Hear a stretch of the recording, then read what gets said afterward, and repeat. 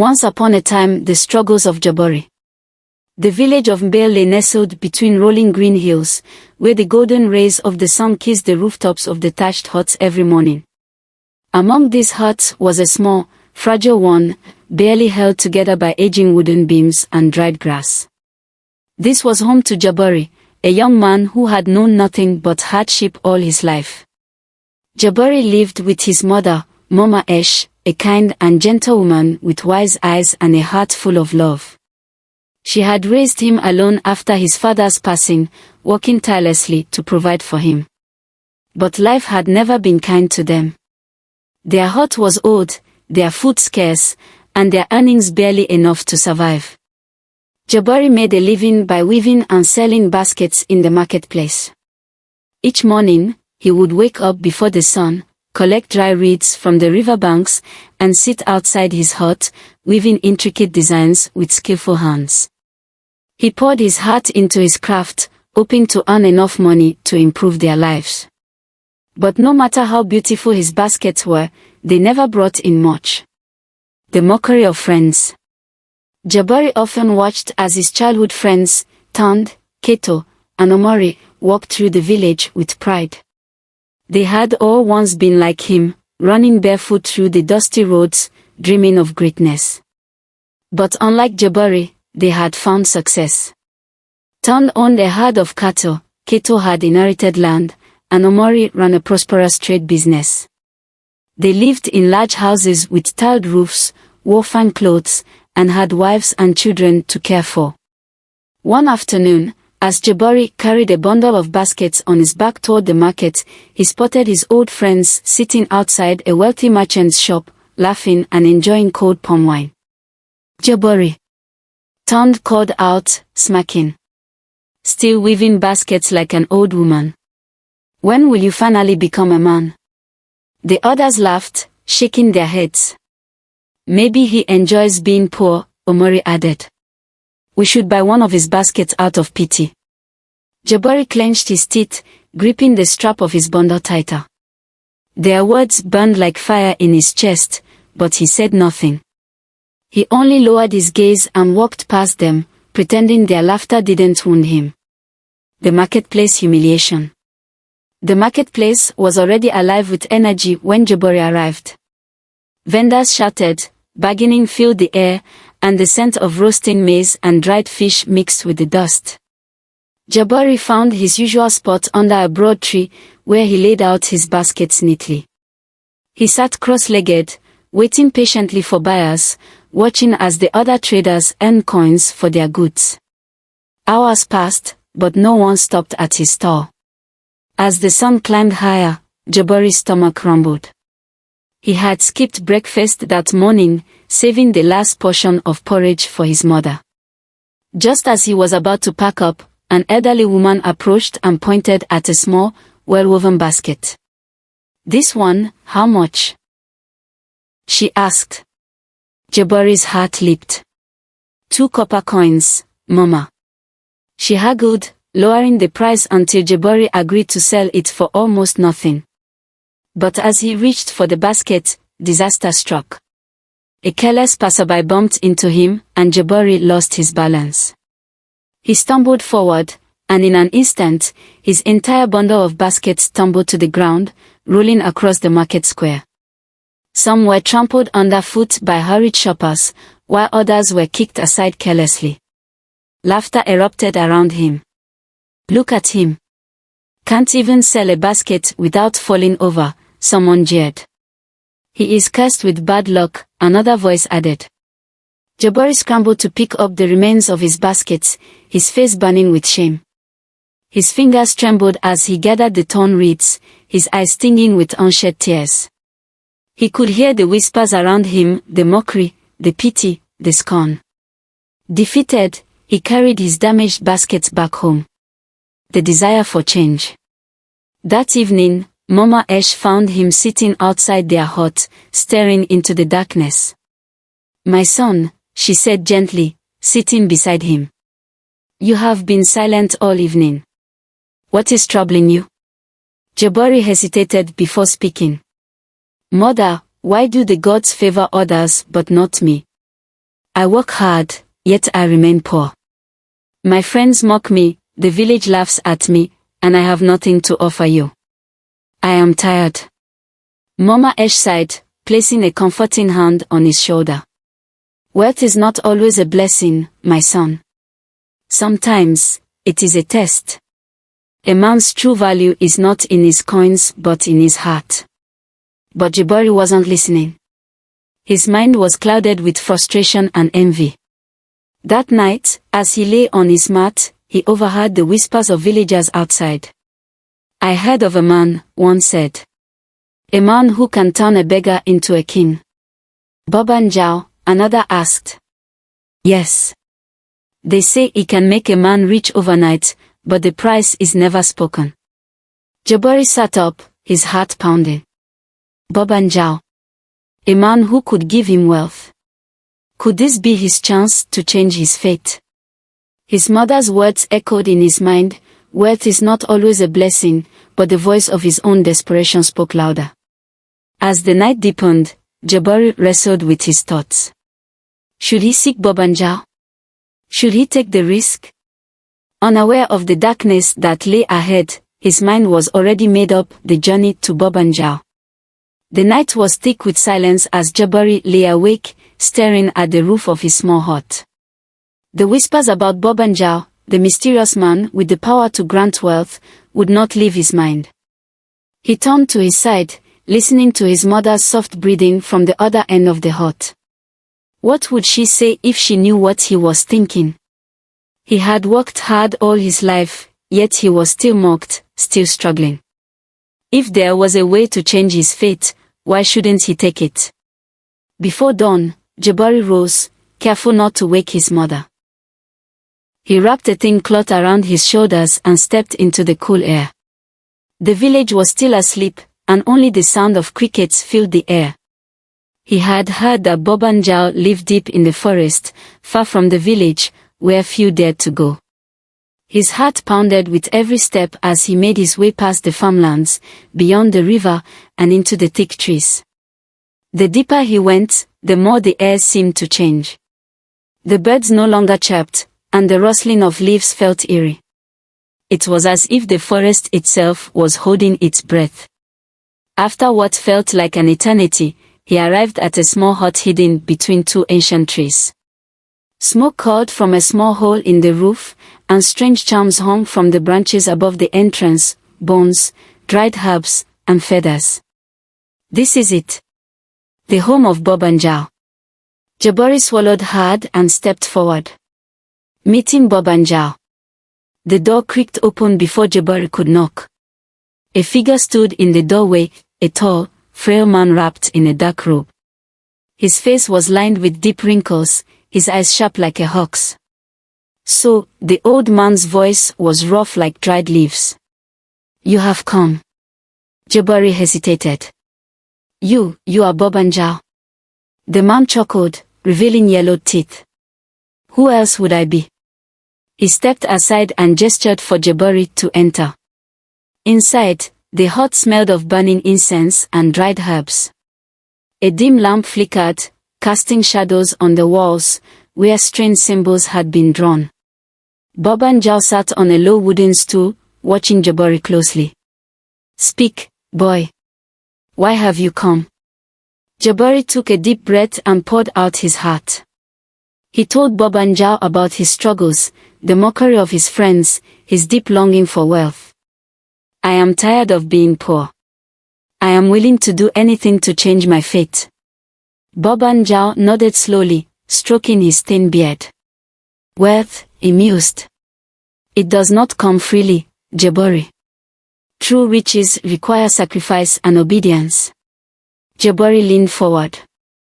I am ready. I will do whatever it takes. The old man smiled, his eyes gleaming. He reached into the folds of his robe and pulled out a small leather pouch. He tossed it toward Jabari, and the boy caught it, feeling the weight of coins inside. This is just the beginning, Bobanjao said. Take it, spend it. But if you truly wish to be rich, you must return in 3 days. Then, we will begin the real journey. Jabari's hands trembled as he opened the pouch. Gold. Real gold. He had never held so much money in his life. He fell to his knees. Thank you, Bobanjao. I will return. Bobanjao only smiled. Yes, you will. A taste of wealth. Jabari left the forest feeling like a new man. For the first time in his life, he had wealth in his hands. He went straight to the market, where traders who once ignored him now smiled and welcomed him. He bought new clothes, fine shoes, and a feast of food, fresh yams, roasted meat, sweet honey, and fruits. Then, he bought gifts for his mother. A beautiful cloth and a pair of sandals. When he returned home, Mama Esh gasped at the sight of his full basket. My son. Where did you get all this? Jabari smiled, setting the food before her. The gods have smiled upon me, Mama. They have blessed me. Mama Esh narrowed her eyes. The gods. Or something else. Jabari looked away. It does not matter. What matters is that we will no longer suffer. That night, they ate the best meal they had ever had.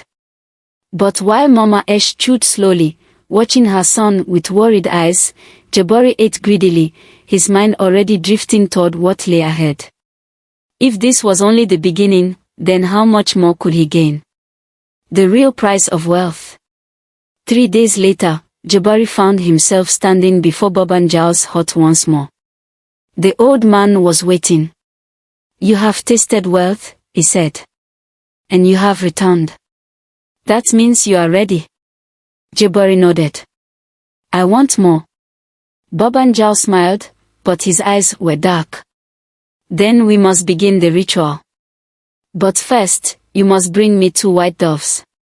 They are needed for the first offering. Jabari hesitated. Doves? Yes, Bobanjao said. They are a symbol of innocence. A small price to pay for what you will receive. Jabari felt a strange unease settle in his chest. But he pushed it aside. What was a pair of birds compared to the riches that awaited him? I will bring them, he said firmly. Bobanjao nodded. Good. Then your journey to true wealth will begin. Jabari turned and walked back toward the village, his heart pounding. He had taken the first step. And there was no turning back. The path to darkness. The ritual begins. Jabari returned to Bobanjao's hut the following night, carrying a small cage with 2 white doves inside. The birds cooed softly, their innocent eyes blinking as they shuffled against the wooden bars. Bobanjao was waiting outside, standing motionless in the dim moonlight. His deep, knowing gaze settled on Jabari as he approached. You have done well, the old man said, his voice barely above a whisper. Come. The ritual must begin before the night fades. Jabari followed him into the hut, where a small fire flickered at the center of the dark room. The air was thick with the smell of burning herbs, and strange symbols were drawn in white chalk across the dirt floor. Bobanjao took the cage and, without hesitation, snapped the necks of the doves, their tiny bodies going limp in his hands. He placed them on a carved wooden bowl and began to chant in a language Jabari did not understand. The flames grew taller, casting long shadows along the walls. The air became heavy, pressing against Jabari's chest, making it difficult to breathe. Then, as suddenly as it had begun, the chanting stopped. Bobanjao turned to Jabari, his eyes gleaming. It is done, he said. Return home. Your reward awaits you. Jabari swallowed hard. He wanted to ask what had just happened, but something about the way Bobanjao looked at him made him afraid to speak. Without another word, he turned and left, his heartbeat quickening with every step toward his hut. A fortune appears. The next morning, Jabari woke up to something he could not believe. Beside his sleeping mat was a large sack, its contents spilling slightly onto the floor, gold coins. Jabari's breath caught in his throat. His hands trembled as he reached out, letting the coins run through his fingers. Real gold. More than he had ever seen in his life. A smile crept onto his face, his doubts melting away. The ritual had worked. He was rich. Without wasting time, Jabari hid the sack beneath his mat. Then, he went straight to the marketplace, but this time, not as a seller, but as a buyer. He purchased the finest clothes, expensive sandals, and rich food, fresh meat, exotic spices, and the ripest fruits. He no longer had to beg for customers or endure mocking laughter. His sudden wealth caught the attention of the entire village. "Did you hear?" a woman whispered. "Jabari, the poor basket weaver, is now a rich man.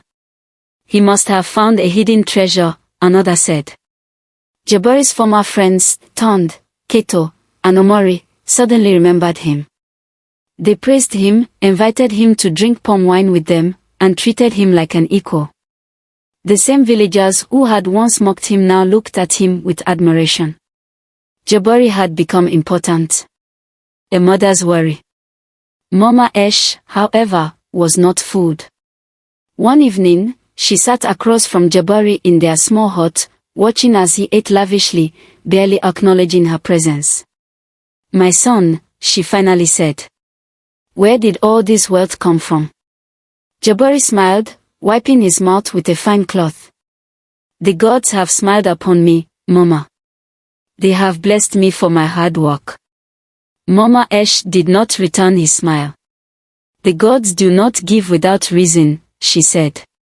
"And they do not give so much, so suddenly.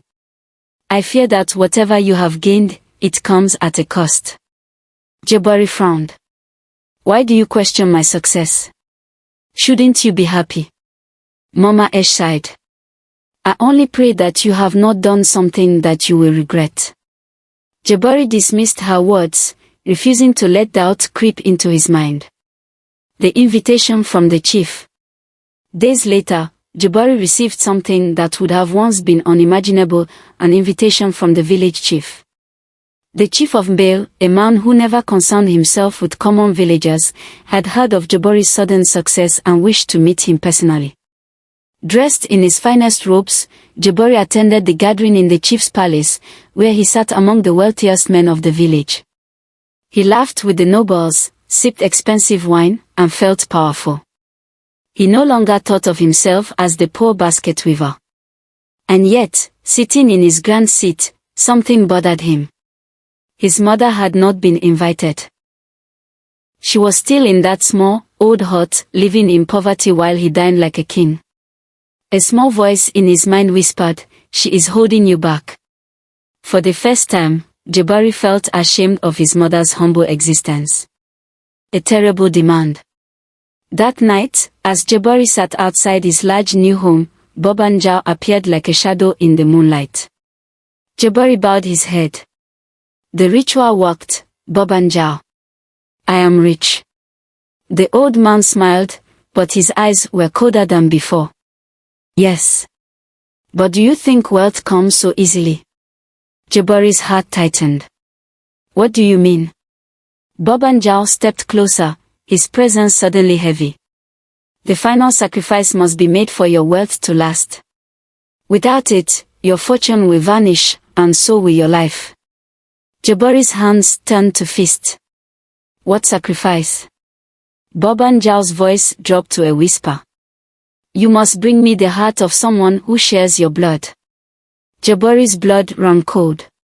His mind raced. "But I have no brothers or sisters," he said quickly, his voice shaking. Bobanjao's eyes narrowed. "You have a mother." Jabari stumbled back, his stomach twisting with horror. No, I can't." Bobanjao held up a hand. "You have 3 days to decide. If you refuse, everything you have gained will disappear. Worse, you will lose not just your wealth, but your mind." Jabari could barely breathe. "Think wisely, Jabari," Bobanjao whispered before disappearing into the night. "The burden of choice. That night, Jabari did not sleep. He sat in the darkness, his mind filled with whispers. Your mother is weak. She is poor. She will always remind you of the life you left behind. If you do not do this, you will return to being nothing. But then he saw her face, her warm, gentle smile, the way she had always sacrificed for him. Could he really do this? He had 3 days. 3 days to decide. And in those 3 days, Jabari would have to make the hardest decision of his life. A mind in turmoil. Jabari sat alone in the grand house he had bought with his newfound wealth. The walls were adorned with the finest cloth, the floors covered in thick woven mats, and the air carried the scent of fresh fruit and burning incense. But despite the luxury around him, Jabari felt suffocated. His mind was a storm. He had not eaten since Bobanjal's demand. His mother's heart. The words churned in his stomach like poison. He had worked so hard for this life. He had fought against poverty, suffered humiliation, and clawed his way to success.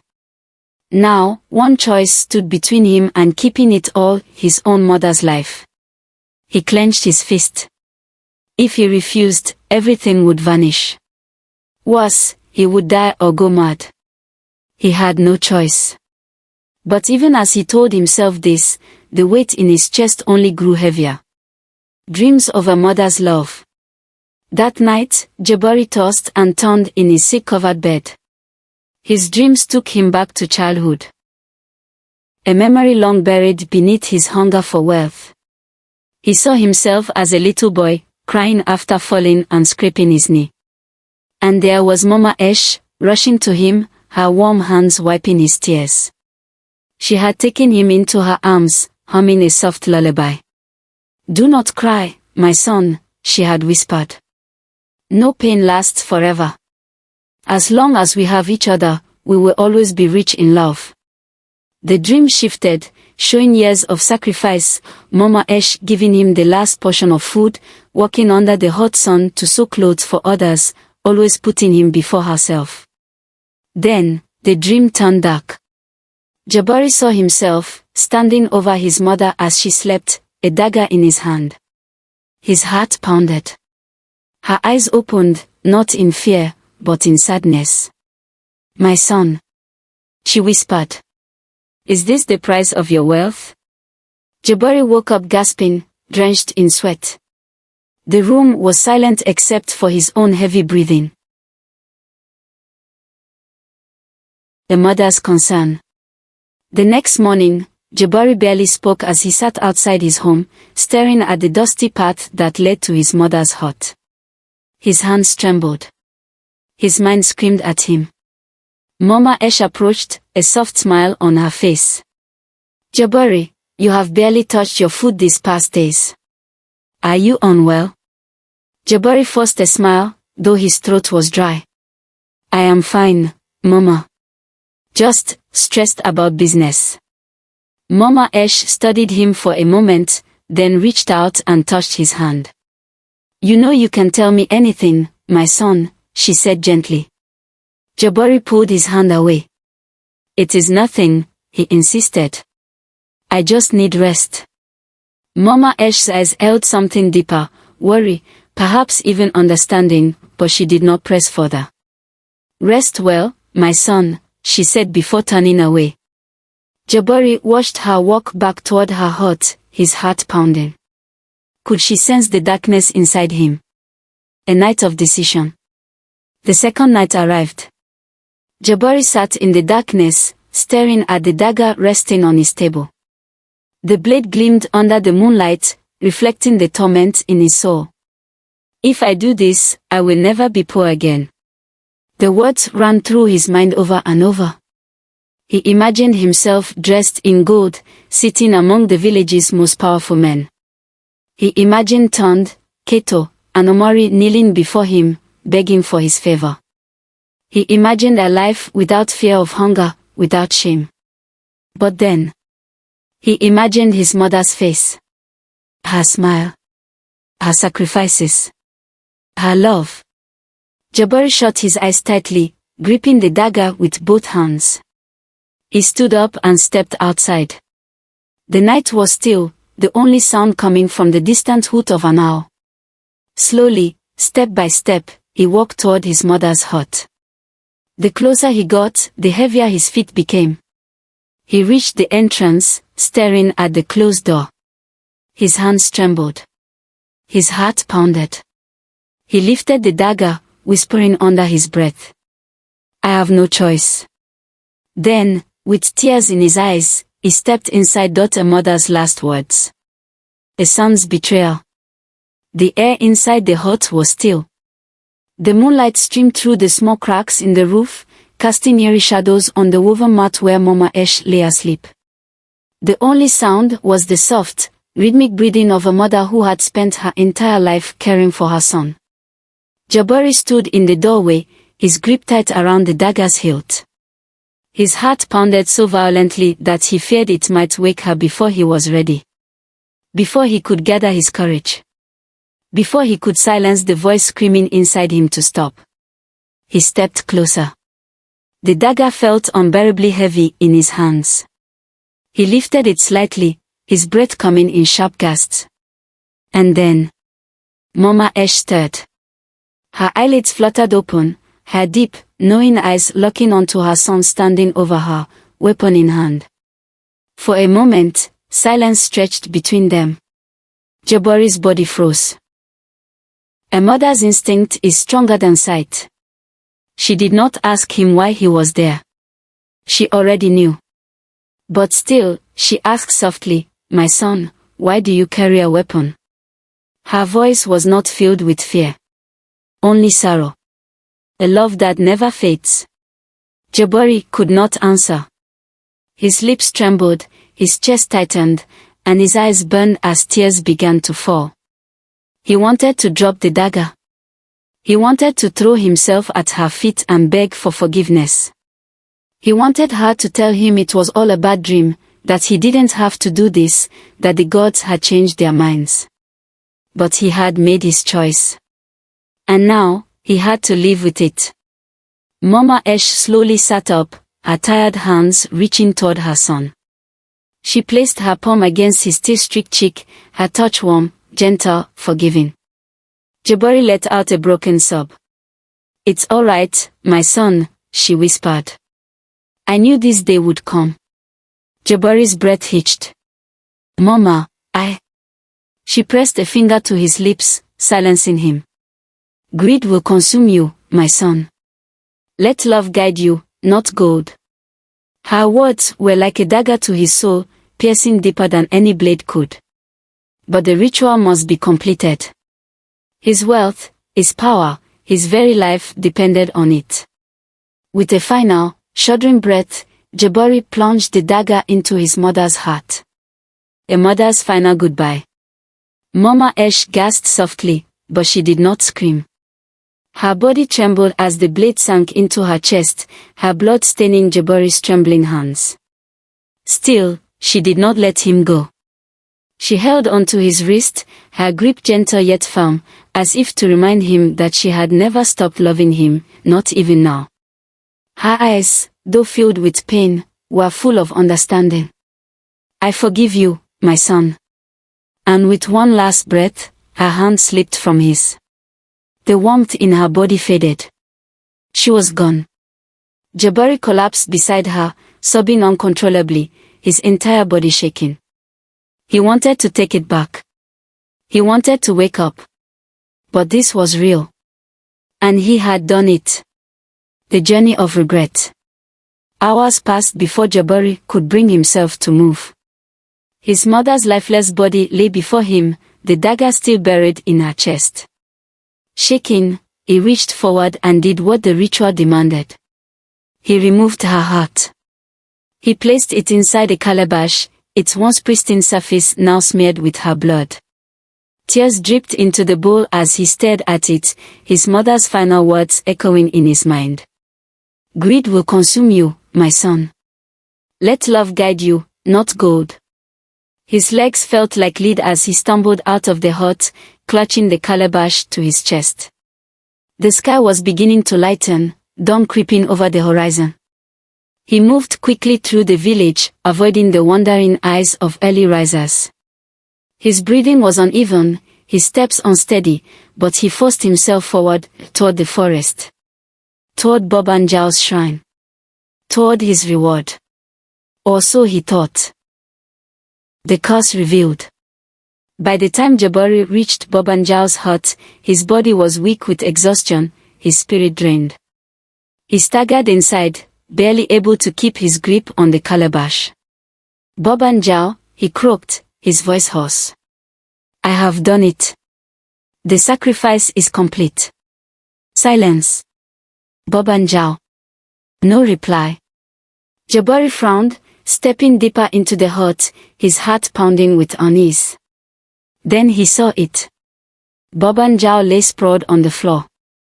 His body was stiff, his eyes wide open in a frozen stare. His mouth was slightly open, as if he had been caught in his final breath. Jabari stumbled backward. His vision blurred as he tried to understand what he was seeing. The old man's skin had turned gray, his lips dry and cracked. His hands were still curled in front of his chest, as if he had clutched at his own heart before he died. Bob and Giles was dead. Jabari's breath came in ragged gasps. His mind screamed at him. No. No, no, no, this can't be happening. He dropped the calabash, his mother's heart rolling onto the floor. He had done it. He had given up everything. And for what? For nothing. A fate worse than death. Jabari fell to his knees, gripping his head, his screams muffled by the thick walls of the hut. He had killed his mother, for nothing. There was no reward. There was no wealth. There was only loss. And now, there was no turning back. His hands were stained with blood, his soul weighed down by a sin he could never escape. The village would learn what he had done. They would curse his name. He had thought himself cursed by poverty. But now, he realized there was a far greater curse than hunger. The curse of a heartless man, the curse of greed. A cry of despair. Jabari collapsed onto the dirt floor of Bob and Giles' hut, his body convulsing with anguish. The calabash lay shattered beside him, its contents spilling across the ground. His mother's heart, the proof of his crime, lay exposed, still and lifeless. Jabari clutched his head, his screams raw with grief. The weight of his actions crushed him, suffocating him in an agony that no amount of wealth could have ever eased. The ritual had failed. His mother was dead. And he had nothing. The world spun around him as he howled like a wounded animal, his cries carrying through the trees, reaching the ears of the early rising villagers. The discovery. It was the children who found him first. They had been playing near the edge of the forest when they heard the terrible wails, unlike anything they had ever heard before. Curious but afraid, they crept toward Bob and Giles' hut, peering inside. And there, in the flickering dimness, they saw Jabari, covered in blood, cradling his mother's heart, his body trembling with sobs. One of the children let out a piercing scream and ran back toward the village. Soon, the entire village gathered. They arrived in a wave of confusion and horror, gasping as they took in the scene before them. Women clutched their chests, whispering in shock. Men tightened their fists, their faces dark with rage. "What is this?" one elder demanded. A woman shrieked, "That is Mama Esh's heart. He has killed his own mother." Gasps filled the hut. A few villagers retched at the realization. Jabari did not fight. He did not beg. He only knelt there, his eyes hollow, his body broken under the weight of his sins. "Take him to the elders," a man finally growled. "This devil must be judged." The judgment of the elders. The village square was silent, save for the murmurs of the gathered crowd.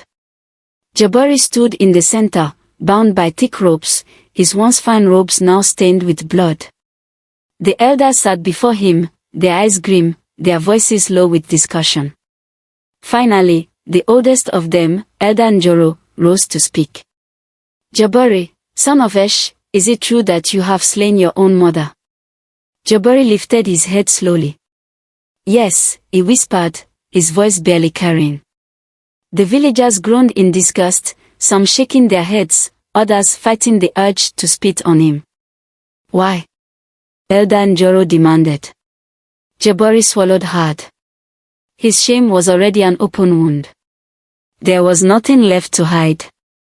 He confessed everything, his desperation for wealth, his deal with Bob and Jao, the rituals, and his final, unforgivable act. By the time he finished, the village was silent. Not because they lacked words, but because they were too horrified to speak. A fate worse than death. One of the younger men stepped forward, his voice shaking with fury. Kill him. He deserves to die. A wave of agreement swept through the crowd. Yes. His life must be taken for the life he stole. He is cursed. He must not live among us. But Elder Njoro raised his hand, silencing the angry shouts. No, he said firmly. Death is too easy a punishment for this man. He must live with the weight of his crime. The other elders nodded in agreement. Let him be banished, one of them declared. Let the forest be his prison. Let his guilt be his torment. Let him wander, alone, forever haunted by what he has done. The villagers murmured, and though some still thirsted for vengeance, they knew that this punishment was worse than death itself. Jabari lifted his hollow eyes, staring at the elders in disbelief. They would not kill him. They would leave him with his suffering. He would never again see the village, never again feel the warmth of a home. He was to be forgotten, erased from history, a shadow that once walked among them but no longer belonged. A mother's rest. Before his banishment, the villagers gathered to bury Mama Esh. Her grave was dug at the highest point in the village, beneath a great baobab tree, where she could always watch over them. Women wept openly, some singing soft mourning songs, their voices trembling with sorrow. Elder Njoro stood before her final resting place and declared, let no one in this village ever seek wealth through unnatural means again. Let this be the last sacrifice made to greed. And with that, a new law was made, no villager would ever seek the dark path that Jabari had walked. The curse of greed would die with him. The end of Jabari. At dusk, Jabari was led to the edge of the village, where the trees stretched tall, their branches curling like outstretched claws. His hands were unbound. But no one said goodbye. No one cried for him. He was no longer Jabari, the son of Mama Esh. He was no one. And so, with slow, heavy steps, Jabari walked into the wilderness, disappearing into the shadows of the trees. No one ever saw him again. The story that lived on. For generations, the story of Jabari was told to children as a warning. Beware the call of greed. It will promise you riches, but it will take more than it gives. It will consume your soul, leaving you with nothing but regret. And in the end, even gold cannot silence the ghost of those we betray. Thus, the name Jabari was remembered, not as a man of wealth, but as a man who lost everything to greed.